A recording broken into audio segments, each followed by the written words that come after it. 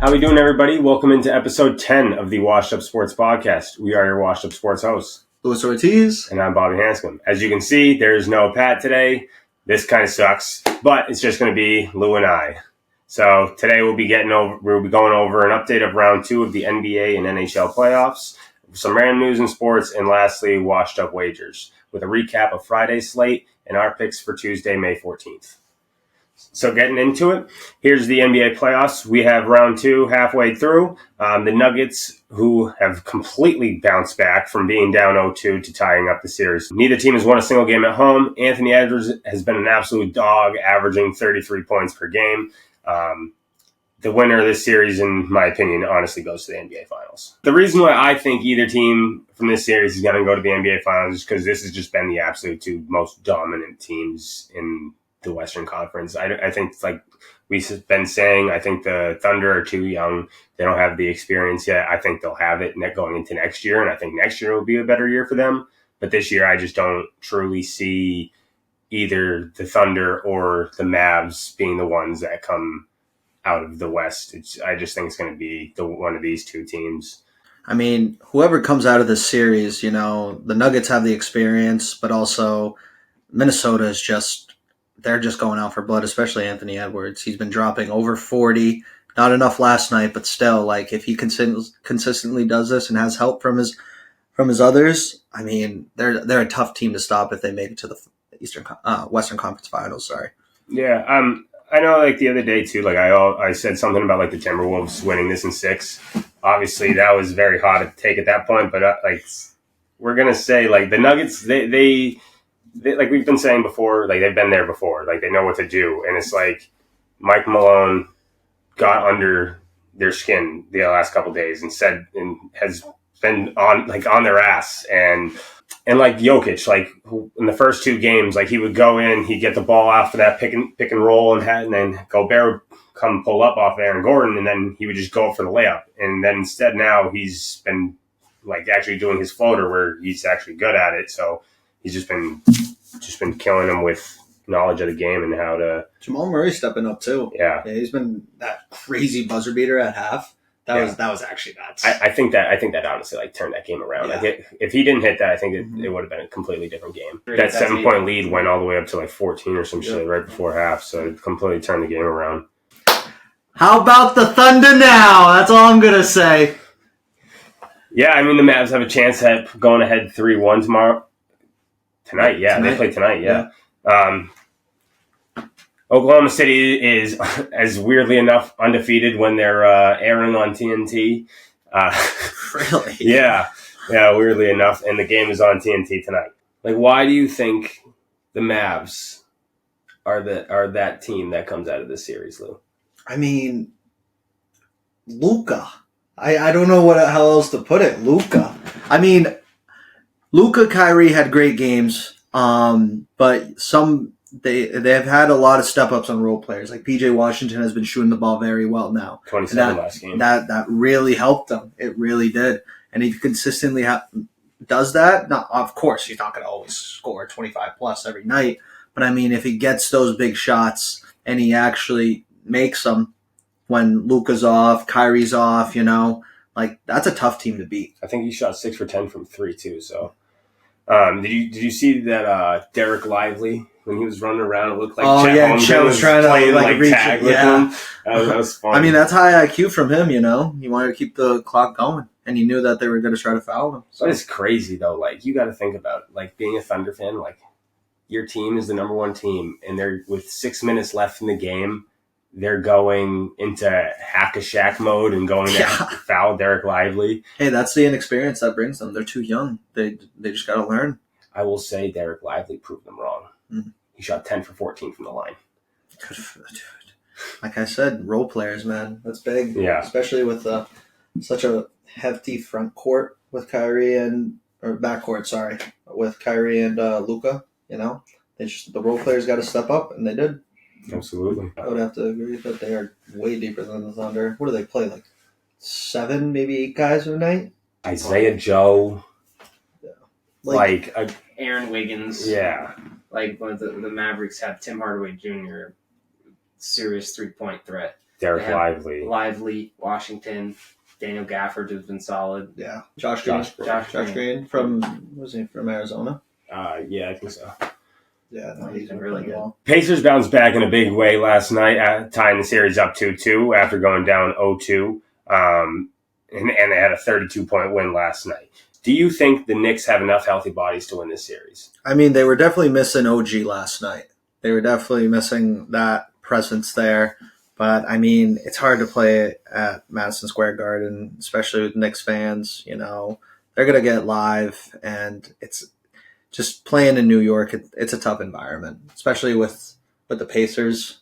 You know, this is Tyrese's first playoffs, and he's been there before. But I mean, it's hard to play the Knicks right now because once Jalen Brunson gets going, he gets going. Yeah, I mean, what do you think about Tibbs? Like, do you think he overworks his players, and you think that's why they're so unhealthy? Like Josh Hart just played 48 minutes. He played the whole game last night. DiVincenzo and Jalen Brunson played 42. I mean, if they make it out of this series, they're going to be definitely tired, especially against the healthy Celtics. Yeah. So, and imagine this series going 7 games, and say the Celtics win in 5.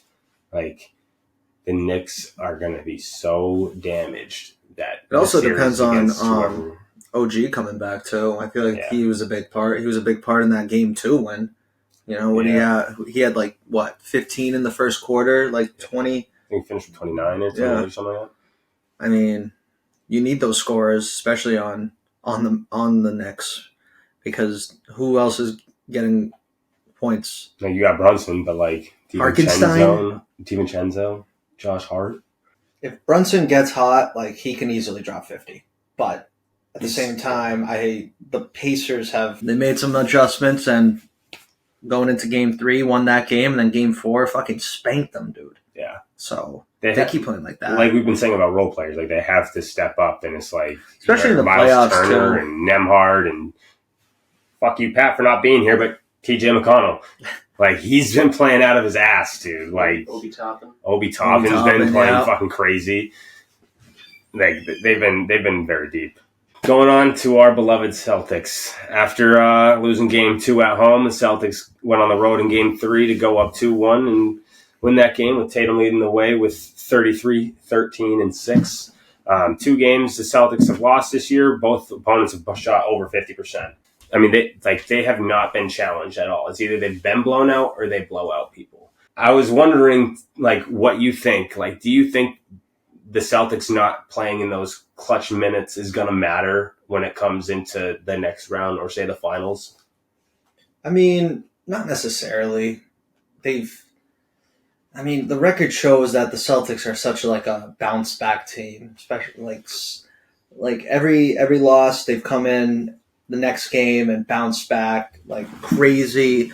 I don't think clutch minutes in the playoffs right now isn't really. We'll definitely figure it out come the Eastern Conference Finals, if God forbid they don't move on, but I would like to say they do.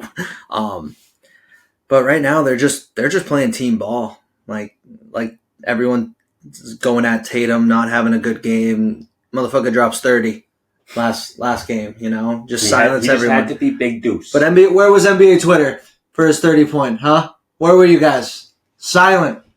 Fucking Jalen Brunson has a shit game. Silent. God forbid Tatum scores less than 20 tonight, but gets 12 boards, 2 blocks, and 8 assists. Because that's a bad game for Tatum. That's the thing, though, is they need Tatum to get those boards. He's been an absolute monster on the boards. Them not having Kristaps has been fucking huge. So him being the rebound monster that he has been. I just don't think the Cavs will win another game this series, though. I hope not. Yeah, if Donovan Mitchell doesn't play tonight, that's...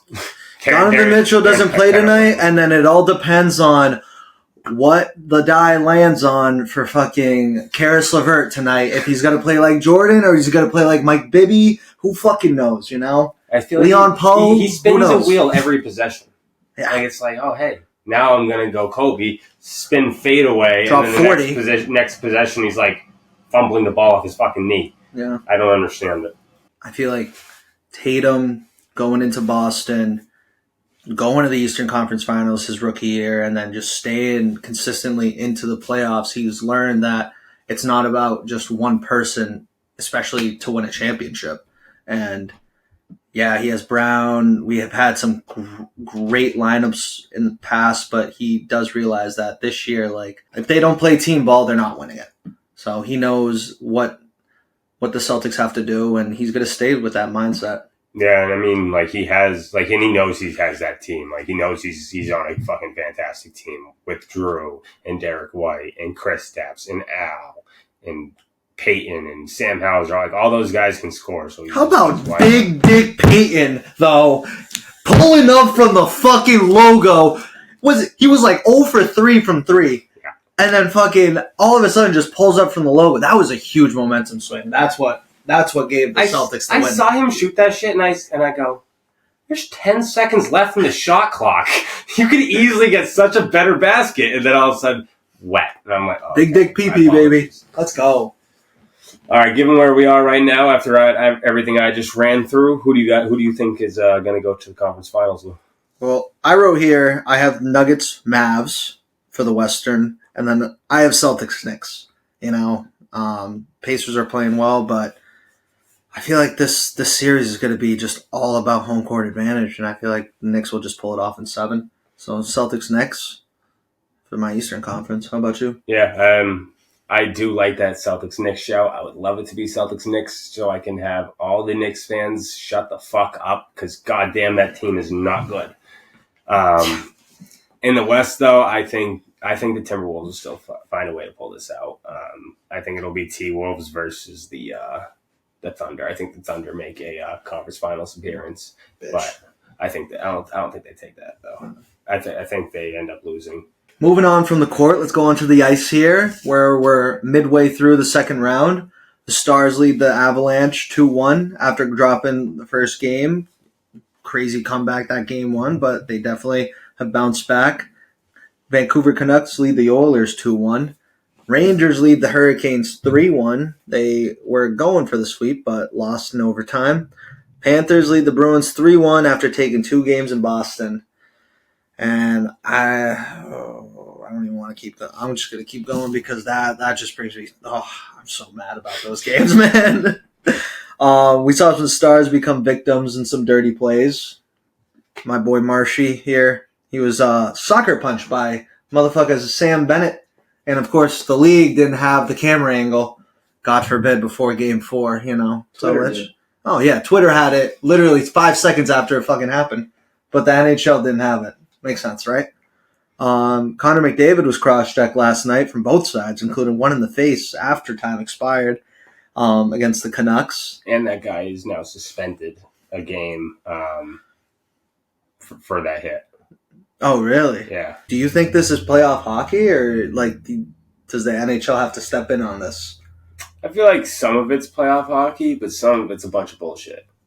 Like, I get the sucker punch of Marshy, but there's video of Marshy doing the fucking same thing, and they've never done anything. So that's just hockey. The cross-checking on McDavid, that's fucking insane. So I'm kind of glad that guy's got suspended for a game at least. I just feel like it's kind of absurd that Sam Bennett had no repercussions from either one of those 2 hits. An offensive player is pushing a defensive player into the goalie.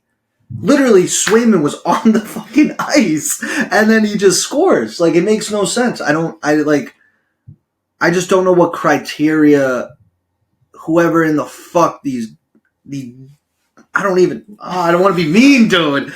But NHL, man, look at the film. It doesn't make sense. I don't know. It just really that screwed over the series. It really did. Yeah, I mean, like you said, if they didn't score that game-tying goal, the whole momentum completely changed, and that's where the Bruins just lost it. I guess the NHL can change rules 2 days after they called something. Then, well, maybe they want a Rangers-Panthers conference final. I don't give a flying fuck. Just call the game right, dude. That's all I ask. Call the game fucking right.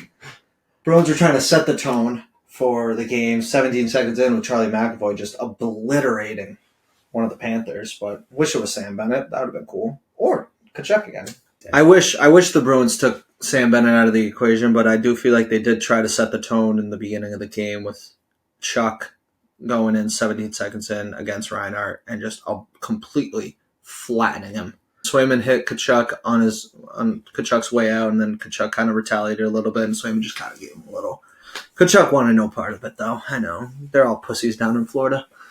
A lot of good matchups halfway through the second round here. Who do you think anyone can rally back? Being down. I mean, it's only a 2-1 series, but I think the Avs have a great chance against the Stars. Stars won 7 games last series against the Golden Knights. I just think the Avs have the best chance of actually punishing the Stars. I like the Oilers. I know 2-1 going into Edmonton again for Game 4 tomorrow. I feel like if they play well, they skate consistently with the Canucks, they definitely have a chance to coming back and win that. I could like to see them rally, especially McDavid, Yeah. Like MVP, most likely, I'd say, because the awards haven't come out yet. But all right, let's move on to one of my favorite segments of the show here. We got random news and sports. NBA draft lottery is now complete. Top 14 draft has been determined.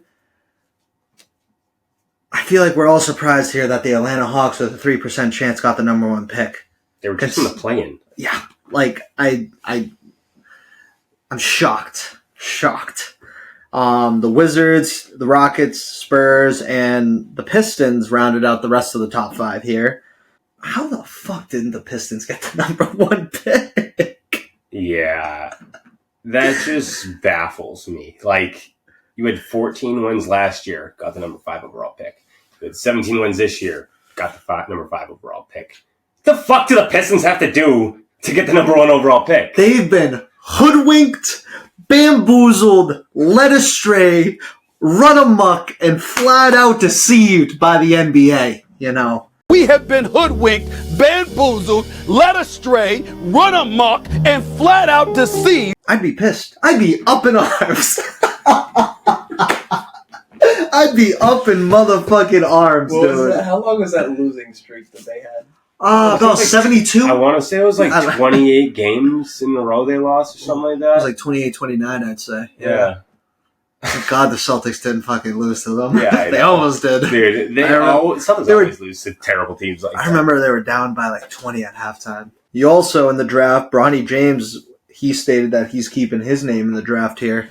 DraftKings, actually, for you gambling addicts out there, they have his draft position over under 39.5 right now. The over is a minus 220 and under is plus 150 right now. So under meaning like the first round? Yeah. Pretty much? Okay. Yeah. They also have his teams that he's most likely being drafted by. Guess who's number 1? The Celtics? No. Oh. Come on. It's Bronny James. Where the fuck is he going to go? Lakers. Yeah, plus 180 for the Lakers. Second one, the Sixers, Thunder, or Cavs, all at plus 1,000. Yeah, think about it. Bronny goes to whatever team. LeBron follows. Say Bronny goes to the Celtics. LeBron follows. See, but the thing is that I'm good. I'm good. It was 76ers, Thunder, and Cleveland rounding out the second best odds with plus 1,000. Yeah. Wow, so Lakers are plus 180, but everybody else is plus 1,000 or more. I mean, that'd be a cool story if the Cavs did get him, and LeBron went back to Cleveland. So right now we have Alexander Sarr projected minus 180 right now on DraftKings to go number 1, and then the Frenchman. I will butcher this. Don't at me. I'm Hispanic, not French. Zachary Rizacher. Oh, that doesn't sound right. Rizaker. Rizaker sounds Rizaker right. sounds way better. Yeah, sounds right. Zachary Rizaker at plus 250 odds. And then Reed Shepard and Nikola Topic plus 2,000 to go over number 1. Who? I feel like Who? they kind of round out. Topic? Yeah. Who the hell is that? Can we get a who's Nikola Topic? Holy shit! Look at that picture. Let me see. He's a Serbian basketball player, folks. He's 18 years old, and he player for the. Wow, I don't even want to say that. He plays in the EuroLeague. I'm gonna just say that. We have Donovan Clingan, plus 2,000 as well. Matas Buzelis, plus 2,500. Another Kentucky guy. Rob Dillingham, plus 3,000 to go number one. Right now, I don't believe they have anything for the second, third overall pick odds, but that's all just for the first overall pick odds right now. Let's stay in the NBA here. Mike Budenholzer has probably got the same contract that Frank Vogel got with the Suns here. I guess let's see what the Suns do, giving another former NBA champion coach the same deal. You think it's gonna be a good signing? Budenholzer's a good coach, but That's what they said about Vogel. This is how the NBA views Frank Vogel. He's gotten fired twice since his Disney World Championship in 2020. So he canned twice, bro. Like, Yeah. he's not a good coach. He was only good in Indiana because of Paul George. He's only good in the Lakers because of AD and Braun. Big news from the soccer world. Mbappe has now officially announced his departure from PSG, and he will be joining none other than my rivals, Real. Not confirmed, but that's pretty much where he's likely to land. Also in the basketball world, we're going to now switch over to the NCAA. We got Great Ozabor, a breakout star for Utah State this past year. He's transferring to Washington following his head coach, Danny Sprinkle, for the second straight year. He is the highest paid player in college basketball this year, making $2 million. He's making a bag. Yeah, fucking unreal. I couldn't even fill up my car with gas in college. This guy's getting $2 million. God. Finally, after 10 plus years, EA Sports is finally releasing another college football game.